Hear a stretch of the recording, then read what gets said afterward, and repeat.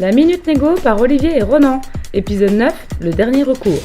Si vous ne pouvez les convaincre, semez le doute dans leur esprit. Harry Truman.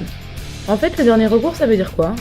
Je crois que c'est une sorte de plan B, quand on sent que la négo est bloquée et qu'elle va probablement échouer. Ouais, voilà, mais faut pas attendre d'aller à l'échec pour l'utiliser. Comment ça ? En fait, c'est un moyen d'inciter fortement la partie adverse à revenir dans le jeu quand chacun campe sur ses positions.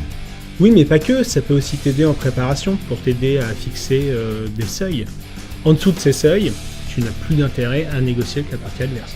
Oui, c'est vrai, mais il faut avoir une préparation minutieuse pour bien déterminer les seuils. Mais alors, du coup, le dernier recours, il faut l'utiliser très tôt pour affirmer son pouvoir. Comme ça, on va gagner beaucoup de temps. Bah non, justement pas du tout. Attends, laisse-moi réfléchir. Pas trop longtemps quand même, c'est la minute négo. Dans ce cas, ça veut dire que ça doit être quelque chose d'inattendu. Ouais, le plus inattendu possible. Ou sinon, le plus contraignant pour la partie adverse. Attendez. Est-ce que vous avez des exemples un peu plus concrets, s'il vous plaît ? Bah oui, on peut en trouver. Tiens, je commence par un facile. Tu es client, il y a plusieurs fournisseurs avec qui tu négocies pour l'attribution d'un marché. Si l'un d'entre eux campe sur ses positions et que la discussion est complètement dans une impasse, le dernier recours, c'est de lui dire que faute de concession de sa part, tu seras contraint d'attribuer le marché à un concurrent. On le fait tout le temps, ça. Ça, c'est sûr, c'est le plus commode pour un acheteur.